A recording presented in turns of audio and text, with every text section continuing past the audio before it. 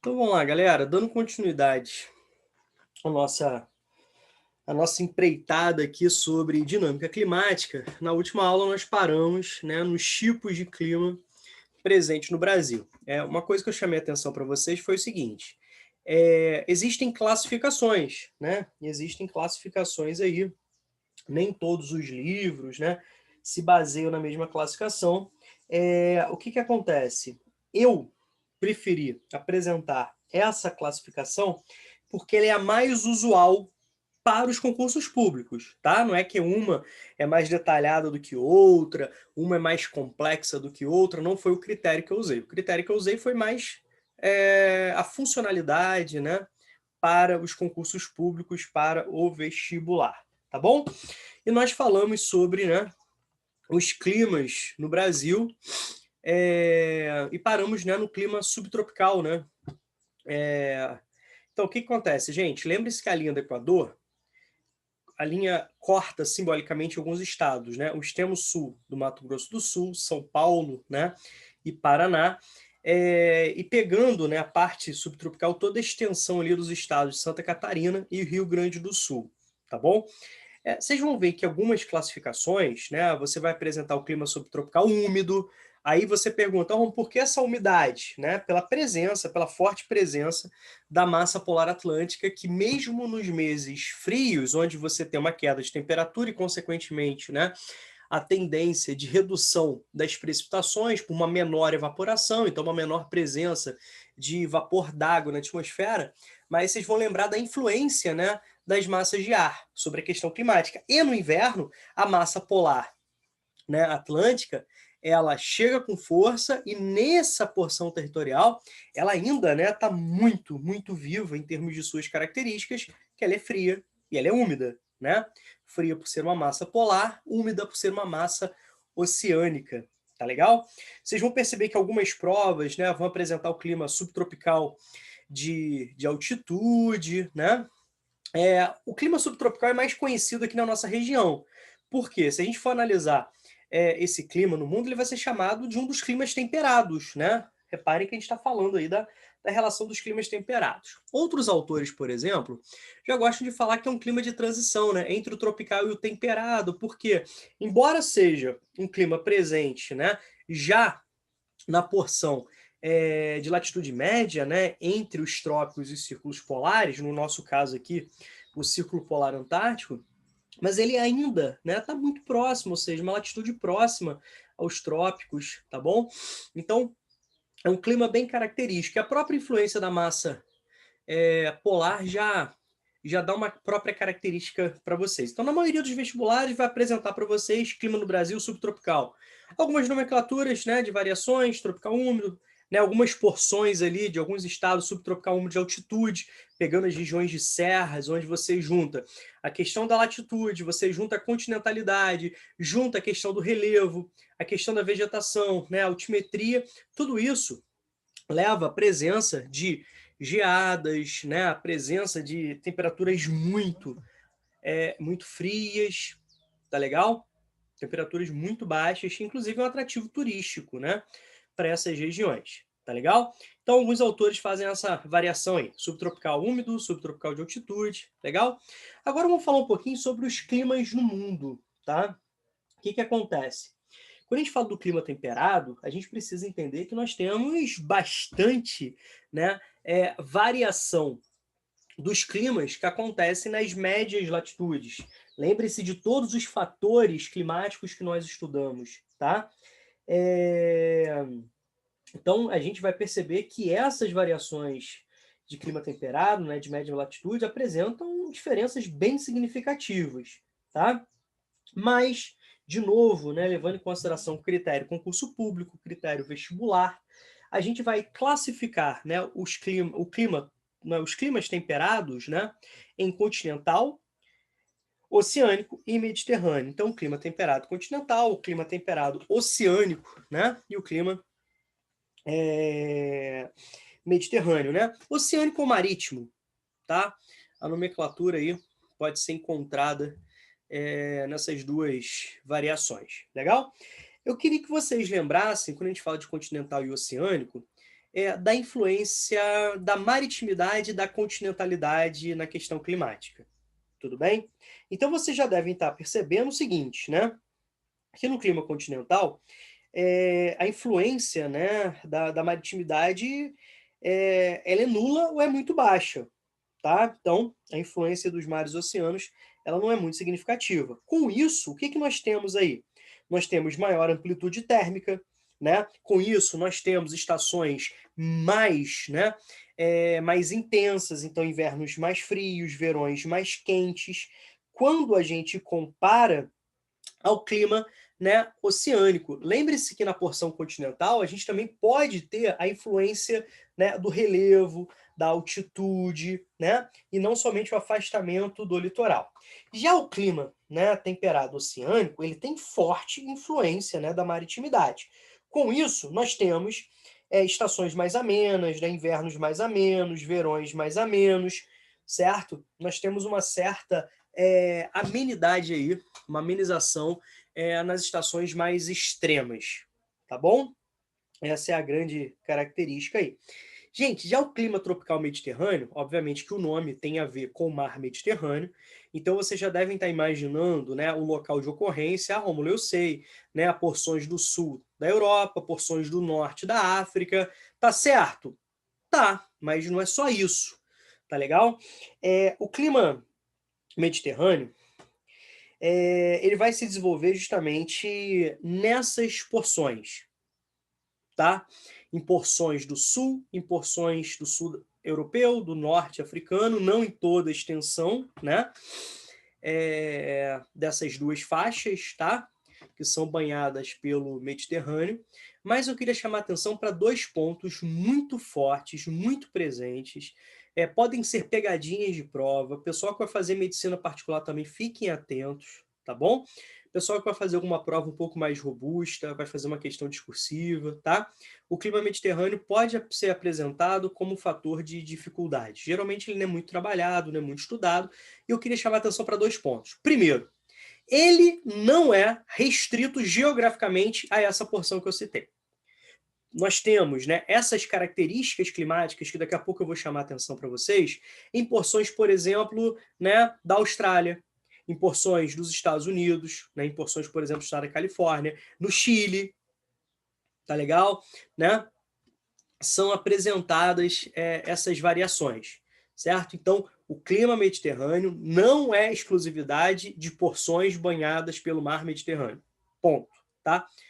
Aí o aluno fala assim, caramba, Romulo, mas vai cair uma questão lá que vai falar que, né, você tem clima mediterrâneo na América? Tem. No continente americano nós temos clima mediterrâneo, como eu citei para vocês, né, a porção central do Chile, né, Estados Unidos, né, principalmente na região ali da Califórnia, tá legal? Temos, né, na Oceania, legal? Sobretudo em porções, né, pequenas porções da Austrália. Então, fiquem atentos para isso. Essa é a primeira observação. Segunda observação de todos os climas que costumam ser cobrados ou exigidos ou apresentados, tá? Nas provas, o clima mediterrâneo, já falei isso para vocês algumas vezes, né? Ele é o único que apresenta uma determinada característica. Ou seja, os meses mais chuvosos não são os meses mais quentes, certo? E, consequentemente, os meses mais frios, eles não são os menos chuvosos, tá? Trocando em miúdos, resumindo, o clima mediterrâneo vai se caracterizar por uma peculiaridade. Ele vai apresentar verões secos e invernos chuvosos.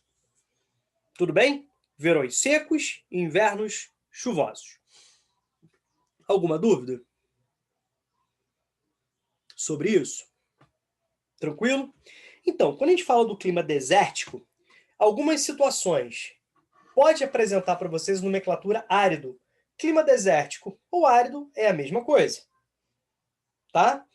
Semidesértico é o que a gente chama de semiárido, como acontece, né, que nós estudamos, por isso que eu não coloquei aqui, no sertão nordestino. Beleza? É o clima semidesértico.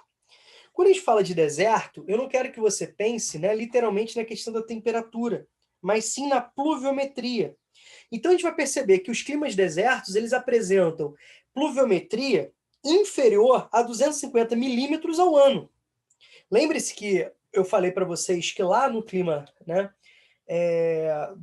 da porção do sertão nordestino, no semiárido, as variações entre 300, 600, 700, 800 milímetros por ano nas melhores, né, expectativas, tá certo? O clima desértico é caracterizado por precipitações inferiores a essas, ou seja, inferiores a 300 a 250 milímetros por ano, tá? Beleza? Rômulo, chove? Chove, né? Mas chove muito pouco, tá legal?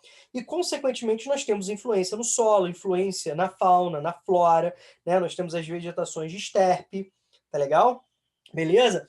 E é muito comum que nas áreas desérticas nós temos, né, uma amplitude térmica muito elevada, tá?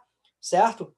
Então a gente vai perceber que durante o dia nós temos, né, temperaturas muito altas, né, ultrapassando de longe, né, os 30, 30 e poucos graus, beleza? E a gente vai perceber que à noite nós temos uma queda muito intensa, muito abrupta, muito acentuada de temperatura. Então é uma característica, né, bastante presente na maioria dos desertos. Tá legal? Gente, quando a gente fala do clima polar, aí você já pensa na questão do frio, tá? São as regiões polares, consequentemente nós temos toda aquela variação que nós estudamos na parte de cartografia, né? Lembre-se que nos extremos polares nós temos aquelas noites eternas ou aquelas, né, aqueles dias eternos devido à grande desigualdade, né, da incidência solar e a inclinação do eixo terrestre imaginário, né, em relação ao Sol, e o movimento elíptico do movimento de translação. Então você vai perceber que nos extremos nós temos meses de contínua claridade ou meses de contínua escuridão, tá legal? Dependendo aí das estações do ano, beleza? Então as médias, né, são muito baixas, né? Então a gente pode perceber que as médias térmicas e as próprias, né, os próprios extremos apresentam, né, de forma geral, situações inferiores, realidades inferiores a 0 graus, ou seja, a gente tem aí, né, médias, em muitos casos, negativas, tá legal? Baixa oferta hídrica, né, até as precipitações acontecem em forma de neve.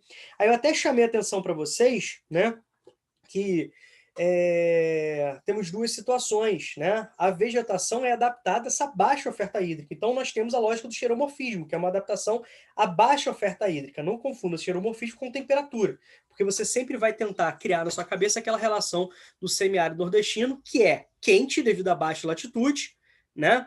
Pouca presença de vapor d'água, então você tem poucas nuvens, então uma incidência solar bem intensa, né? Já no clima polar, você tem a baixa oferta hídrica, mas com temperaturas com médias negativas. Tá legal? E, né, a gente pode perceber que durante pelo menos 7, 8, até 9 meses, assim, é muito gelado, tá? Aí você vai relacionar que alguns meses, né, onde nós temos aí 4, 3 meses, né, de descongelamento parcial, né, nós temos o desenvolvimento, né, de uma vegetação esparsa, rasteira, né? Na região do Ártico ali nós temos a tundra, né? Uma vegetação, né, basicamente representada por musgos e líquens, tá certo? Gente, o clima de montanha ou clima de altitude, tá? Ele vai apresentar características parecidas com o clima polar. Por quê? Ele vai apresentar, né, um clima muito frio, temperaturas muito baixas, né, podendo chegar a médias inferiores, a temperaturas inferiores, né, a 0 graus, tá? Aí é o fator altitude, né, menor presença de gás, menor capacidade de reter calor, tranquilo? Tudo isso que nós estudamos, tá bom? Então, existem algumas características muito próximas, né, do clima polar. Algumas classificações até colocam assim, ó, clima polar ou clima de montanha, tá? Ou o clima de montanha para apresentar características similares. Lembre-se que a gente está falando, gente, de altimetrias que ultrapassam tranquilamente aí os 2.000 metros, né? Os 2 quilômetros. Tá legal? Então, o que a gente vai levar em consideração? Que nós estudamos, né? A Cordilheira dos Andes, as montanhas rochosas dos Estados Unidos, os Alpes, o Himalaia, os Atlas, né? Então vocês vão relacionar aos dobramentos modernos, tá legal? Lembrem-se também que o relevo, ele vai ser uma barreira natural, tá legal? Inclusive para o avanço de massas de ar. Aí tem que lembrar aquela lógica do barlavento e do sotavento. O barlavento é a face voltada para o oceano e o sotavento é a face, né, do relevo voltado para o continente. Então, algumas questões podem pedir. Gente, são características são tipos de clima muito pouco presentes, né, muito pouco cobrados no vestibular. Eu falaria para vocês que a grande parte dos climas cobrados são aqueles que são, né, possíveis de serem encontrados no Brasil, tá? Então nós temos aqui, ó, essa relação. Repare como esse mapa ele já apresenta aqui a classificação do clima subtropical oceânico e o clima subtropical continental pela maior ou menor influência da maritimidade, tá? Ou pela maior ou menor influência da continentalidade. Como eu disse no início, é importantíssimo que vocês tenham esse mapa na cabeça, que vocês saibam, né, identificar o tipo de clima, né, em cada região brasileira, fazer uma relação com a vegetação, tá bom? Certo? Com os domínios morfoclimáticos, né, o relevo predominante em cada domínio morfoclimático, em cada bioma. Legal? Beleza. Aqui nós temos, né, o clima no mundo, também importantíssimo que você tenha uma certa relação. Chamar atenção aqui para a questão dos desertos, né, que nós trabalhamos ontem, que são presentes principalmente nas latitudes 30 graus, tá? E como, né, hemisfério norte, você tem aí maior extensão territorial, né, nós temos aí a maior porção dos desertos, tá? Com exceção do Atacama, né, e do Kalahari, que nós relacionamos às correntes frias. Tá legal? Dá uma olhadinha no clima mediterrâneo também, que é uma exceção, tá? Dá uma olhadinha aí no clima temperado continental, clima tropical, clima temperado, né, marítimo oceânico, certo? E dá uma olhada, né, obviamente, no Brasil, tá bom? Beleza. Agora, gente, a gente vai falar um pouquinho sobre alguns fenômenos climáticos, né, e algumas características importantes. Basicamente, a gente vai relembrar os fenômenos climáticos do El Niño, da Laninha e das chuvas de monções, tá? Beleza? Então, primeira coisa, vocês têm que entender que o fenômeno do El Niño e da Laninha, ele vai influenciar, eles né, vão influenciar esses fenômenos no clima do mundo inteiro. Então, nos anos que nós temos Laninha, nós temos a Laninha influenciando em porções significativas do espaço mundial. A mesma coisa nos anos de El Niño, tá? Inclusive no Brasil. Aí você está se perguntando o seguinte, poxa, Romulo, mas eu vou ter que decorar o que traz, né, de influência no mundo inteiro? Então é quase impossível. Se vocês me perguntarem, eu não sei isso de cabeça, isso decorado.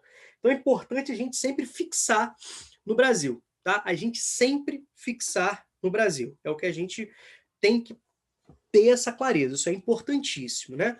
Então, gente, embora o fenômeno, né, não seja recente, os seus apontamentos, né, a gente pode perceber isso, mas os estudos, né, climatológicos, eles são relativamente recentes. E sempre quando a gente fala de clima, a gente precisa aí, né, de um tempo mais extenso, né, para essa análise. Então, assim, existem algumas lacunas que a ciência busca, né, preenchê-las, mas que ainda assombram, né, os cientistas, os profissionais da área, tá bom? E o que eu vou apresentar para vocês são situações mais debatidas, já, né, apresentadas com uma certa, né, tranquilidade científica, beleza? Então, como fenômeno climático, a gente tem que levar em consideração que a gente está fazendo referência à troca de energia, à troca de umidade, né, sobretudo entre o oceano e as áreas, né, das porções atmosféricas atingidas. E à medida que você tem uma movimentação atmosférica, nós temos essas características, né, influenciando porções mais distantes, tá legal? Gente, a palavra El Niño, né, que em espanhol significa o menino, é uma analogia aí como, né, os pescadores, sobretudo aí do Peru e do Equador, eles passaram a chamar essas águas quentes, né, de corrente do El Niño, a corrente do menino, justamente pelos seus momentos, né, de maior presença, que é na proximidade do Natal, tá? Na proximidade do Natal aí, legal? Então, principalmente a costa norte, né, do Peru atingia bastante. A gente vai ver o quanto isso prejudicava a pesca. Tá legal? Certo? Mas vamos lá, vamos devagarzinho. Vamos primeiro para a definição, tá?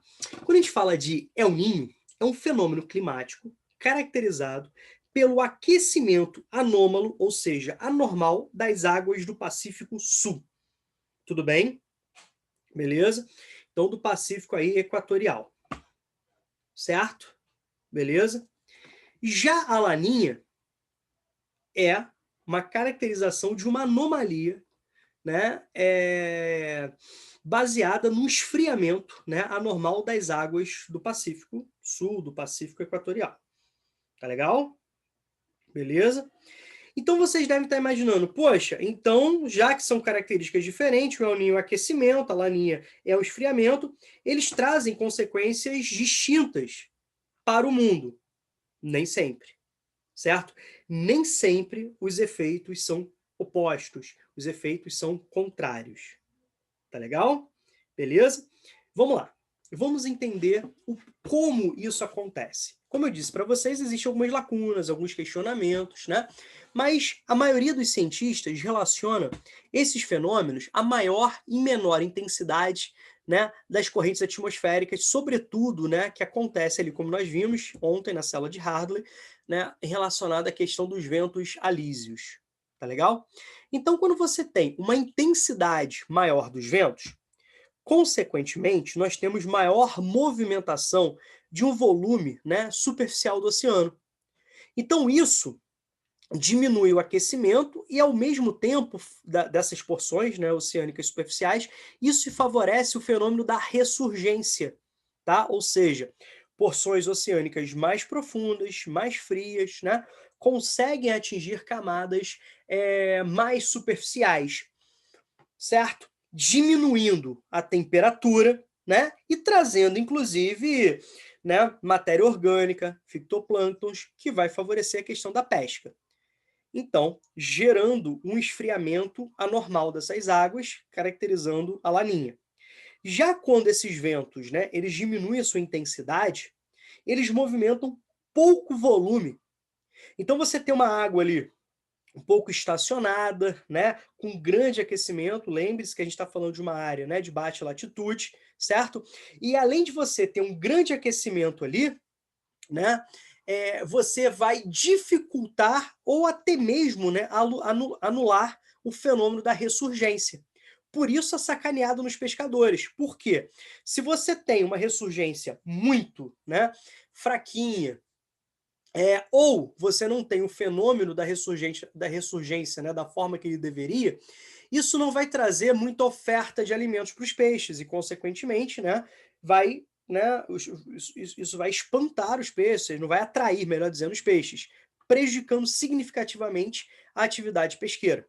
Daí o menino travesso, né, o El Niño, como os pescadores, né, dessas porções aí, como Peru e Equador, passaram a chamar esse fenômeno. Tá legal? Então nós já entendemos a origem do nome, que eu acho que ninguém vai perguntar para vocês numa prova. Nós já entendemos a caracterização de cada um desses fenômenos. O El Niño é o aquecimento anormal das águas do Pacífico, né, equatorial. Já a Laninha é um esfriamento anormal. Ponto. Nós já entendemos os fatores relacionados à questão de momentos que acontecem essas anomalias, de maior, né, de maior esfriamento ou de maior aquecimento. Isso tem a ver com a movimentação atmosférica, segundo, né, uma parte significativa dos cientistas. Quando você tem uma grande intensidade dos ventos, consequentemente, isso vai gerar uma movimentação dessas camadas superficiais, intensificando o fenômeno da ressurgência, né, e gerando uma redução das médias pluviométricas. Lembre-se que essas águas mais frias, elas estão em contato com a atmosfera, você tem troca de calor, né, e você já está imaginando o que isso vai trazer de consequência. Beleza? Já, né, o El Niño, você tem águas mais quentes, você tem maior evaporação, tá? Certo? Trazendo também consequências diferentes, né? São características distintas aí. Beleza? Certo? Mas, como eu disse para vocês, né, nem sempre eles vão trazer situações opostas. Então, ó, dá uma olhadinha nesse esquema aqui, nesses esqueminhas aqui, ó, mostrando, tá? O que que acontece nos anos normais e o que que acontece, né, nos anos do El Niño. Beleza? Geralmente, galera, essas situações aí não são tão exigidas, tão cobradas. Dá uma olhada, por favor, né, as influências que a Laninha que o El Niño traz, tá, para o mundo. E, obviamente, eu queria que vocês fixassem os olhares no território brasileiro. Daqui a pouco eu vou destacar isso para vocês. Aqui já temos, né, a representação da Laninha, certo? Repare, né, nas águas frias você não tem muita chuva, porque você tem essa troca de energia. Agora, reparem aqui, ó, lá no El Niño, como você já tem muita chuva nas áreas aquecidas, certo? Que evapora mais. Então, com isso, você tem mais vapor d'água na atmosfera, então tem mais chuva ali nas regiões oceânicas, tá? Lá na Laninha, você tem poucas chuvas nas áreas frias, certo? Tranquilo? E, ao mesmo tempo, eu queria que vocês se dedicassem aqui olhando as consequências da Laninha para o Brasil, tá? Trocando em miúdos, gente, trocando em miúdos. Quando a gente fala de El Niño, quando a gente fala do aquecimento, né, a gente vai perceber que nós temos reduções das precipitações no norte e no nordeste brasileiro. E quando a gente fala do porção do nordeste, né, sobretudo do semiárido, a gente vai ter secas severas. Então, em anos de atuação do El Niño, nós temos a possibilidade de secas severas no nordeste, na porção do semiárido nordestino, na região do sertão nordestino. Tranquilo? A diminuição, né, das chuvas na região norte, isso vai intensificar o risco de incêndios, tá? Obviamente que a gente não está falando aí dos incêndios criminosos, né, mas dos incêndios naturais, que obviamente os incêndios criminosos também são favorecidos por isso. Tá legal? Beleza? Agora, quando a gente fala da região centro-sul, o que que a gente vai perceber, né? Nós temos temperaturas mais elevadas significam, né, mais chuvas, geralmente. Tá legal? Embora em muitos anos você não tenha, né, uma mudança no padrão pluviométrico, mas geralmente vai trazer mais chuvas, sobretudo para a região sul do Brasil. Tá legal? Sobretudo para o sul do Brasil, porções do sudeste, porções do centro-oeste mais meridionais, nós vamos ter aí, além da elevação das médias térmicas, nós vamos ter mais chuvas. Já quando nós temos a ação da Laninha, você vai inverter esse pensamento. Então você vai ter mais precipitação no norte, isso vai gerar maior volume de água canalizada para os rios, então maior vazão dos rios amazônicos, tá? Quando a gente fala do nordeste, nós vamos ter muita chuva. Por isso que vocês, em determinados momentos, vocês assistem reportagens que rios intermitentes, eles transbordam. Eles aumentam muito sua vazão. Aí você vê aquele telhado daquelas casas, né? Só o telhado para fora. Aí você fala, caraca, inundações cheias, né? Uma vazão muito intensa dos rios, né? Do Nordeste, do semiárido nordestino, decorrência da Laninha, tá? Agora, na porção centro-sul, você vai trazer estiagem, certo? Então, quanto mais ao sul, maior é a estiagem. Aí você vai perceber o seguinte, né, em questões diretas, socioeconômicas, região de grande adensamento populacional, de grande presença, né, de um consumo per capita de água, isso vai trazer problemas de abastecimento nos grandes centros, certo?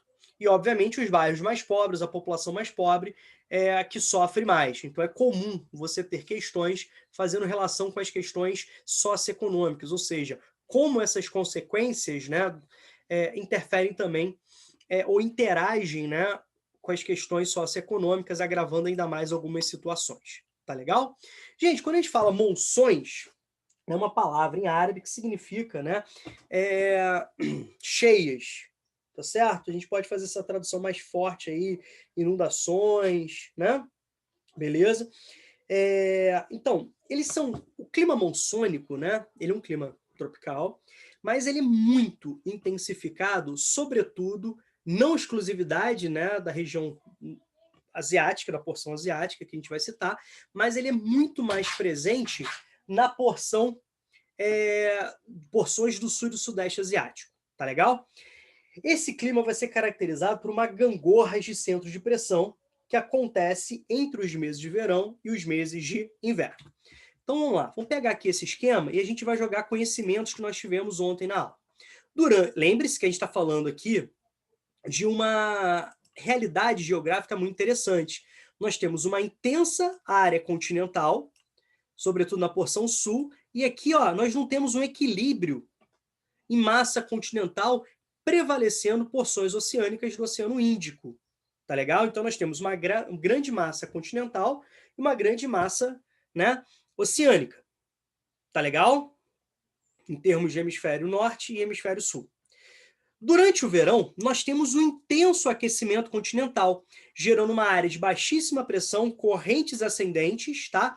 E essa área gigante, intensa de baixa pressão, vai atrair muito vento, sobretudo, né, massas de ar bastante úmidas provenientes do Oceano Índico. Então, o resultado disso serão chuvas torrenciais, chuvas muito intensas, né, no verão, podendo chover durante dias, semanas seguidos. Então, vocês podem imaginar, né, que esses ventos úmidos provenientes, né, do oceano trazem chuvas intensas, duradouras, torrenciais, abundantes, que vão gerar muitos alagamentos. Aí você pensa, caramba, isso vai ferrar tudo, que você tem sempre aquela cabeça, né, de região serrana do Rio de Janeiro. Cara, mas é uma adaptação cultural às condições climáticas. Quando as monções atrasam ou adiantam, isso traz problemas socioeconômicos que mata. A gente está falando de uma área adensada em termos populacionais, com uma grande concentração, um grande, né, volume de pessoas, né, uma população absoluta elevadíssima, né, que necessitam desse regime pluviométrico para a sua prática alimentar. Por isso que se destaca o cultivo de arroz, né, a chamada rizicultura. Tranquilo? Então, essa intensa pluviosidade favorece o cultivo de arroz, né? Que ele é plantado em áreas, né, inundadas. Tá certo? Então, quando as monções atrasam ou adiantam, nós temos prejuízos na produção de alimentos e, com isso, vai gerar fome. Já no inverno, o que nós temos? Nós temos um esfriamento da porção continental. Então, aqui, diferentemente, aqui vai formar uma área de baixa pressão, certo? Que vai atrair ventos, como vocês estão vendo. Aqui vai formar uma área de alta pressão, quando comparada à região oceânica. Lembre que o oceano preserva ainda a temperatura. Então, qual que é a tendência? Que o direcionamento dos ventos sejam dessas porções continentais no sul e no sudeste asiático para o oceano. Então, você já não vai ter mais atuação de fortes, né, ventos úmidos. E quando a gente olha, né, para a porção mais ao norte da Ásia, o que a gente vai perceber? Que são áreas de altíssima pressão, que são muito frias, muito densas, né? Que serão atraídos para essa região. Então, ventos frios e ventos secos chegam no inverno, tá? Provenientes, né, das porções, inclusive, siberianas. Então, diminuindo ainda mais a umidade. Então, o resultado disso, meses sem chuva. Meses sem chuva. Então, nós temos aí as caracterizações do clima monsônico, né? Extremamente importante. Tá legal? A pergunta é, alguma dúvida? Tranquilo? Lembra que nós falamos sobre o plantio, né, da agricultura de jardinagem, da utilização de técnicas de terraceamento, curvas de nível, a gente está falando de áreas montanhosas, tá? Então, são situações milenares, são práticas milenares, né, que são praticados aí. Tudo bem, gente? Tudo tranquilo? Show de bola? Então é isso.